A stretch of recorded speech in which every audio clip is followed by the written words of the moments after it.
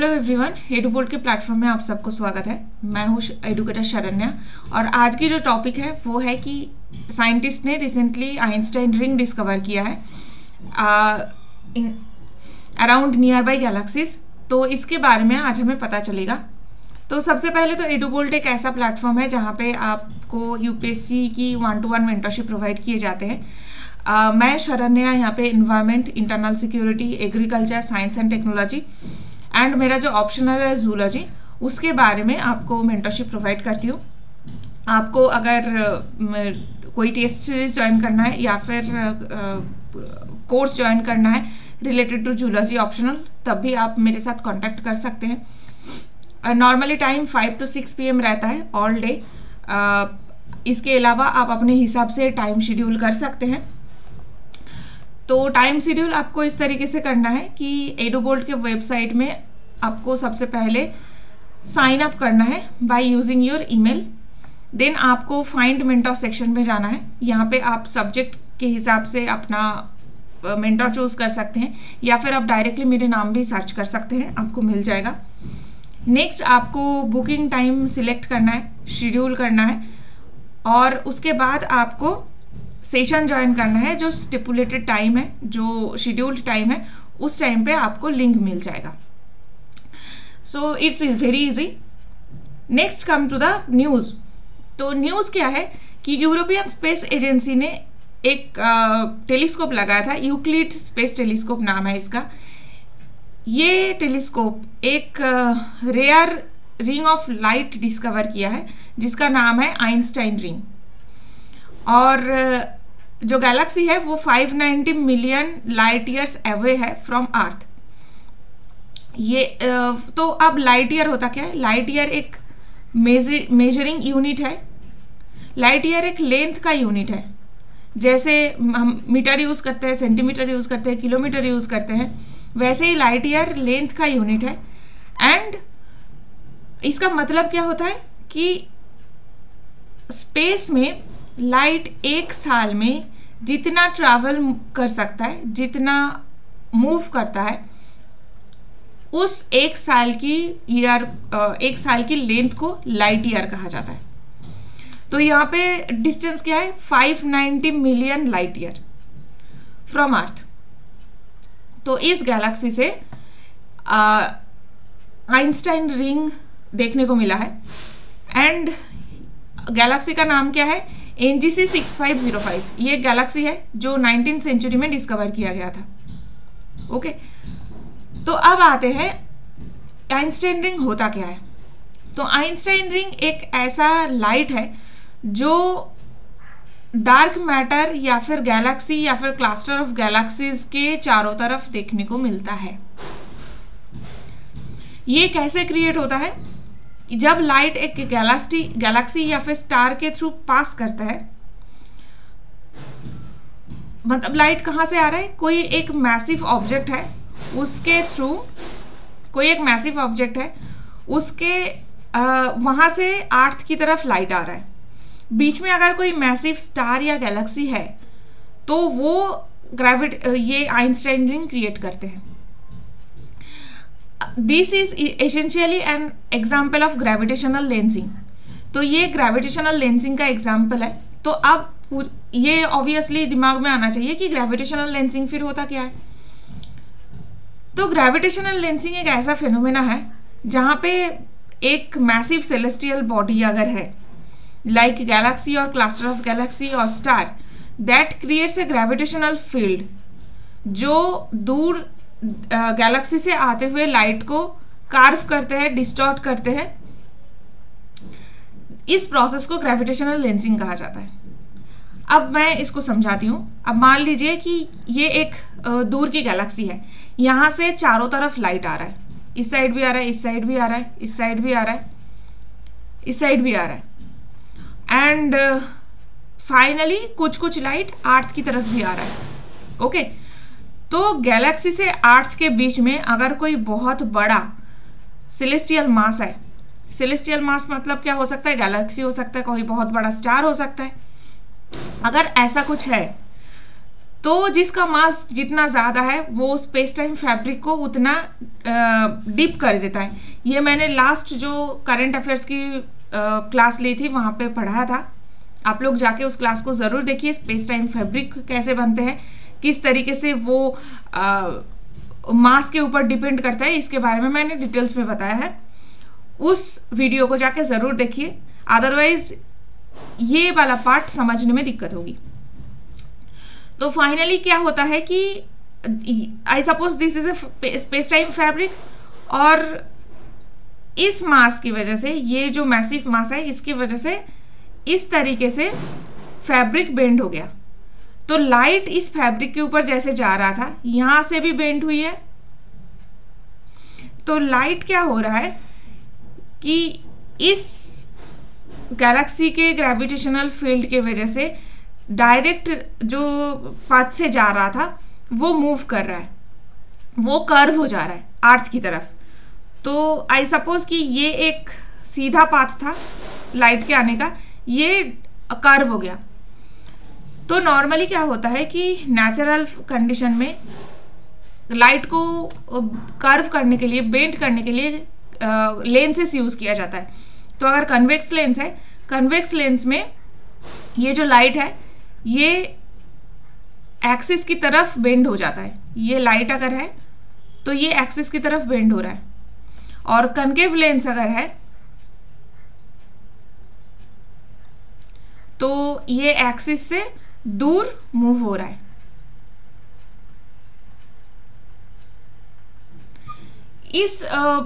इस प्रॉपर्टी के ऊपर डिपेंड करके नॉर्मली टेलीस्कोप के ग्लास बनते, टेलीस्कोप के लेंस बनते हैं, चश्मा स्पेक्टिकल्स के लेंस बनते हैं, कैमरा के लेंस बनते हैं। तो ये सब इस लेंस, ये प्रॉपर्टी से बनते हैं। तो अब क्या होता है, स्पेस में जो मैसिव ऑब्जेक्ट गैलेक्सी है वो क्या करता है कि अपने ग्रेविटेशनल फील्ड से ये लेंस की तरह काम करता है।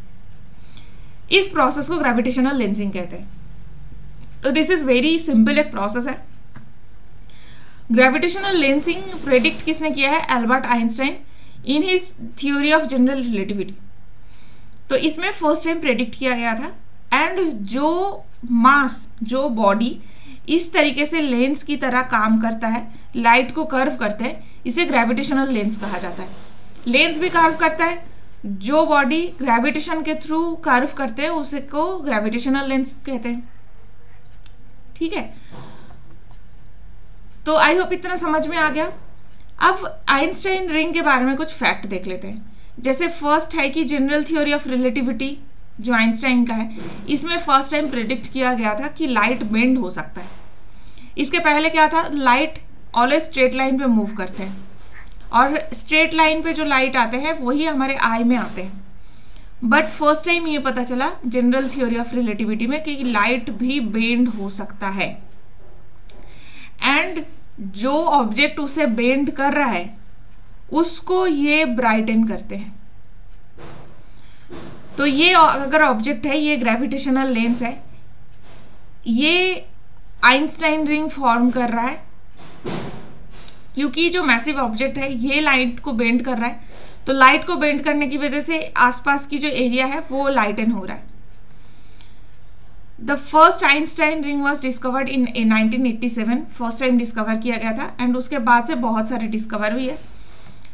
ये कैसे रिंग एग्जिस्ट करते हैं इसके बारे में पता नहीं है, अभी तक क्लियर नहीं है। They are extremely rare. Galaxies बहुत सारे हैं, बट ओनली 1% गैलेक्सी के पास ऐसा आइंस्टाइन रिंग है। तो सारे गैलेक्सीज के पास ये रिंग नहीं होता, एंड वो नेकेड आई में विजिबल भी नहीं है, तो आप खाली आंख में देख नहीं सकते। ये यूक्लिड जैसे कोई टेलीस्कोप अगर है तो उसी में देख सकते हैं। अब यहाँ पे ये भी सवाल आ सकता है कि यूक्लिड कौन थे? तो यूक्लिड एक ग्रीक साइंटिस्ट थे, फिलोसोफर थे। तो यूरोपियन स्पेस एजेंसी की टेलीस्कोप का नाम भी इसी नाम से दिया गया है। मोस्टली यूरोपियन स्पेस एजेंसी के जो टेलीस्कोप्स होते हैं, जो मिशंस होते हैं, वो जो एंशिएंट साइंटिस्ट थे, मिडिवल पीरियड के साइंटिस्ट थे, उन्हीं के नाम पे मोस्टली होता है। जैसे कोपरनिकस है, गैलीलियो टेलीस्कोप है। तो ये आपको याद रखना होगा। अब ये आते हैं कि आइंस्टाइन रिंग साइंटिस्ट स्टडी क्यों करते हैं। तो इन्वेस्टिगेट कर सकते हैं डार्क मैटर के बारे में। अब डार्क मैटर क्या होता है ये किसी को नहीं पता, ये कभी डिटेक्ट हुई नहीं है, that's why this is called dark matter. And ये बिलीव किया जाता है कि 85% of total matter in universe is dark matter. तो 85% भरा हुआ कोई चीज़ है जिसके बारे में आज तक कभी डिटेक्ट किया ही नहीं गया है, उसे डार्क मैटर कहते हैं। तो आइंस्टाइन रिंग को एक्सप्लेन करके, इन्वेस्टिगेट करके डार्क मैटर के बारे में हमें पता चल सकता है। Einstein ring enable scientists to learn about distant galaxies otherwise might not be visible। तो जो बहुत डिस्टेंट गैलेक्सीज है जिसको हमें नॉर्मली देखने को नहीं मिलता है, तो डिस्टेंस गैलेक्सीज बहुत दूर होता है, बहुत छोटे होते हैं, देखने को नहीं मिलता, बट उसके चारों तरफ अगर आइंस्टाइन रिंग दिख जाता है तो नॉर्मली जो टेलीस्कोप में है उसके साइज बढ़ जाएगा। तो जो बहुत दूर के गैलेक्सीज होता है आइंस्टाइन रिंग के थ्रू हम उसे देख सकते हैं जो अदरवाइज विजिबल नहीं है। Also they can provide information about the expansion of universe. तो गैलेक्सीज क्या होता है, जो स्पेस टाइम फैब्रिक है वो कंटिन्यूअसली मूव कर रहा है, वो कंटिन्यूअसली एक्सपैंड कर रहा है। तो गैलेक्सीज भी एक दूसरे से दूर होते जा रहे हैं। तो अगर इतना पास था 1 मिलियन ईयर बाद इतना दूर हो जाएगा, ये इतना दूर चला जाएगा। क्यों? क्योंकि जो स्पेस टाइम फैब्रिक है वो एक्सपैंड कर रहा है। तो यूनिवर्स के एक्सपेंशन को लेके इंफॉर्मेशन मिल सकता है। जो स्पेस है बिटवीन अर्थ एंड गैलेक्सीज, तो अर्थ एंड गैलेक्सी के बीच में जो इतना बड़ा स्पेस है, इस स्पेस से रिलेटेड यूनिवर्स के एक्सपेंशन से रिलेटेड हमें इंफॉर्मेशन मिल सकता है। तो ये है आइंस्टाइन रिंग का यूज, सिग्निफिकेंस की हम क्यों पढ़ते हैं। तो आज की टॉपिक हमने चूज क्यों किया था, क्योंकि ऑलरेडी प्रीवियस ईयर क्वेश्चन में सिमिलर एक क्वेश्चन आए हैं, गैलेक्सीज के ऊपर ही क्वेश्चन था। जैसे recently scientists observe the merger of giant black holes billions of light years away from earth. What is the significance of this observation? Higgs boson particle were detected, gravitational waves were detected, possibly a intergalactic space travel through wormhole is confirmed, and it enabled the scientists to understand singularity। तो इनमें से कौन सा सही answer था? Gravitational wave.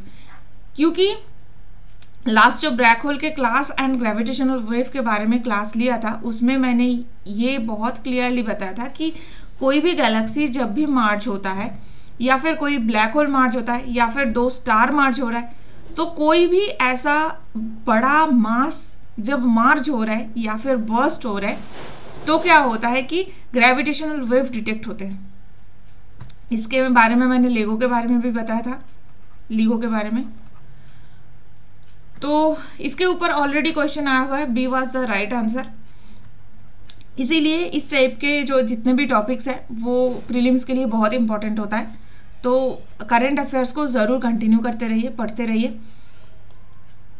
Next आपके लिए एक सरप्राइज़ है कि एडुबोल्ट का जो 1-to-1 मेंटरशिप ऐप है वो लॉन्च हो चुका है। आप गूगल प्ले स्टोर या फिर एप्पल स्टोर से इसको डाउनलोड कर सकते हैं। इसके साथ साथ मेरे वीडियोस यूट्यूब में कंटिन्यूसली आ रहे हैं, आप उसको ज़रूर देखें, ज्वाइन कीजिए। जैसे अभी मैं मैपिंग सीरीज़ को कंप्लीट कर रही हूँ, कल ही जियोग्राफी की मैपिंग के ऊपर न्यू वीडियोस आए हैं। नॉर्थर्न इंडिया के जितने रिवर्स हैं उन सब के ऊपर, गंगा, ब्रह्मपुत्र, इंदस एंड साथ साथ में ईस्टर्न इंडिया के, नॉर्थ ईस्टर्न इंडिया के रिवर्स के बारे में जो नॉर्मली किसी और जगह पे नहीं मिलता है, बुक्स में भी नहीं है, एनसीईआरटी में भी इतना क्लियरली नहीं मेंशन्ड है। तो और यूपीएससी ऑलरेडी क्वेश्चन इसके ऊपर पूछ चुके हैं, तो वो वीडियोस देखें। नेक्स्ट वीडियोस के लिए वेट करें एंड तब तक के लिए लाइक कीजिए, शेयर कीजिए अपने दोस्तों के साथ एंड सब्सक्राइब कीजिए टू एडुबोल्ट। अगर आपको हमारे साथ कांटेक्ट करना है तो आप टेलीग्राम चैनल पे हमारे साथ जुड़ सकते हैं एंड नेक्स्ट वीडियोस के लिए वेट करते रहिए। Stay tuned and good luck.